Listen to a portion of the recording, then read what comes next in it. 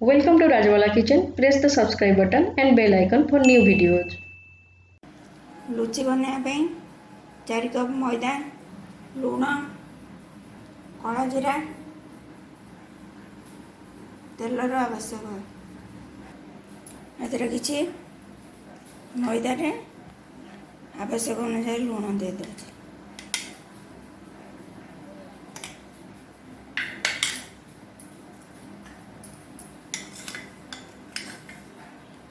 Half चामच कला जीरा दे दूँ बड़ चामच रे 2 चामच तेल दे दूचे बर्तमान तो पानी दे चकड़ी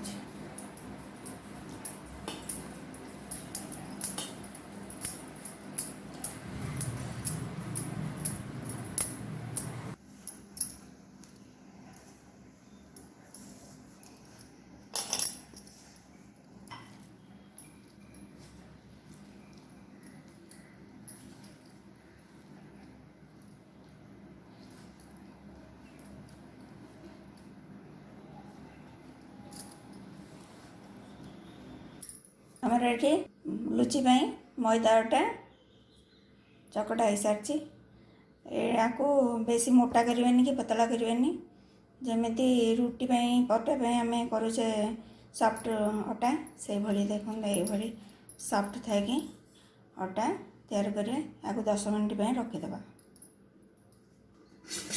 ढांकी रखीदे ता भर लुचि आलू तरकारी करना आलू तरकारी मुझे 4-5टी सीझा आलू रखी टमाटर रखी कंचा लंका रखी भृसंग पत्र रखी अदा छेचा रखी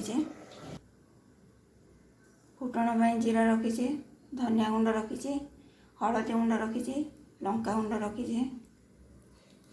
लुण रखी तेल रखी कड़े 2 चामच तेल देदेवा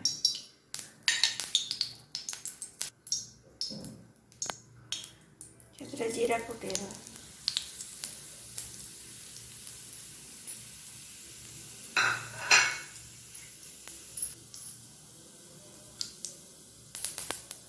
जीरा फुटगले लंका देदेवा टमाटो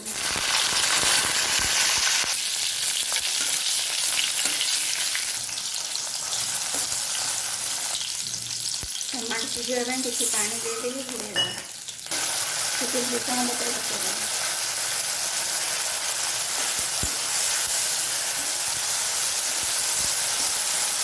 टमाटो सीझी आसला रखा सब मसला पकड़ धनिया गुंड लंका गुंड हलदी गुंड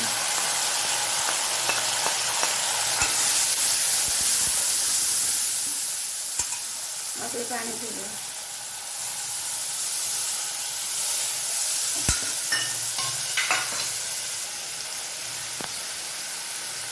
आवश्यक अनुसार लुण पकईदे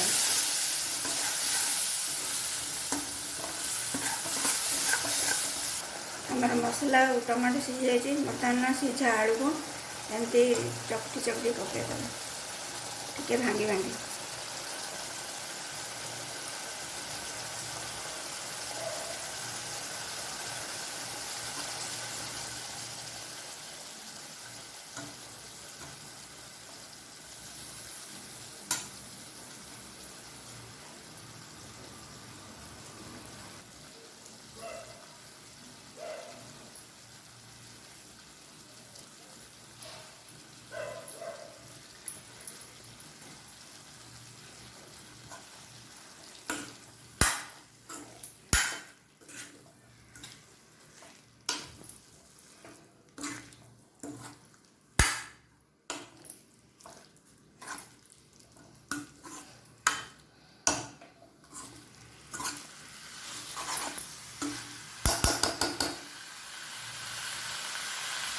किसी समय कषि ना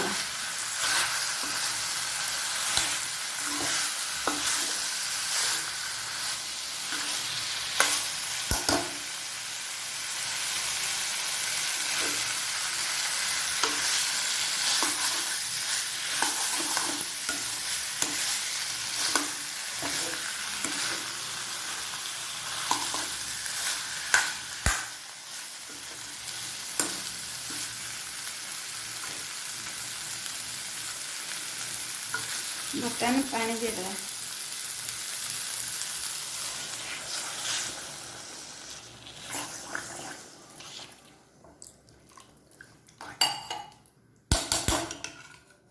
पाँच छटी आलू मोटार गोटे ग्लास पानी नेली।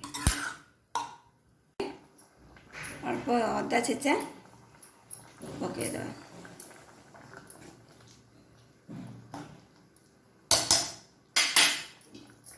पुणी टिके समय ढाकुण मड़ेद।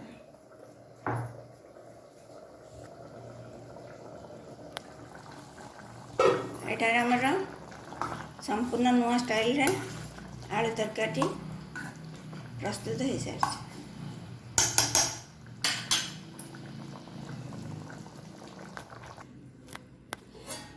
10 मिनट होगला।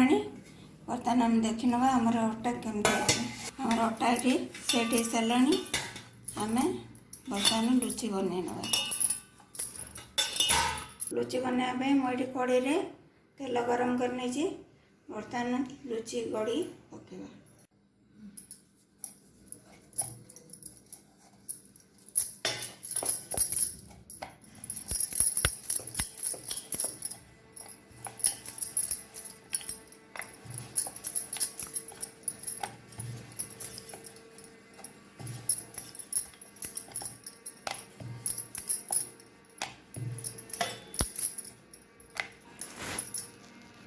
लुचि गुड़िक बेसी पतला कि बेसी मोटा करनी। ए साइज एति भल कर रखिए।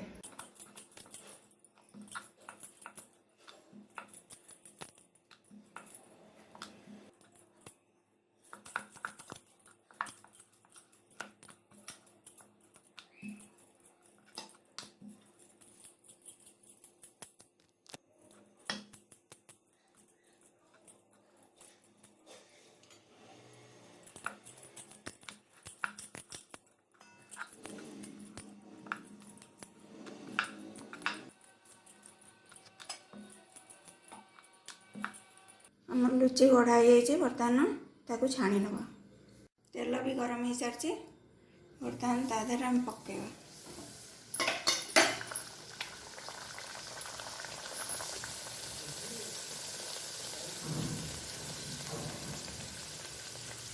गोटे साइड फुली आसला। बर्तमान आम लेउटे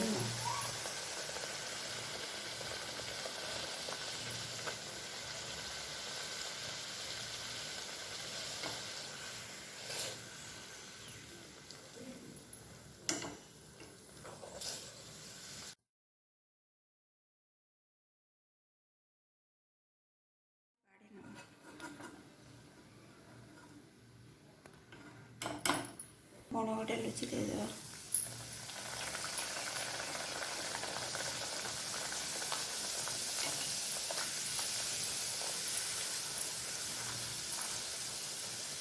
गोटे साइड फुली आसला। आम लेउटेदेबा।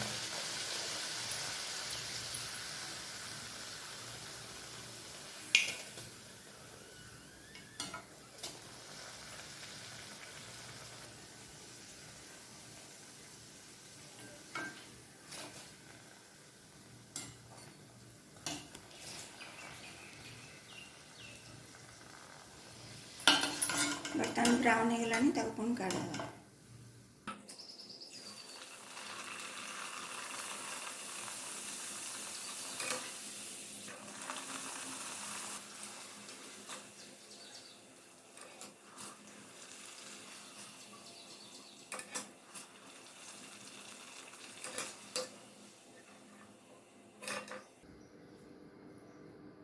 प्रस्तुत हो जाए लुचि और आलू तरकारी।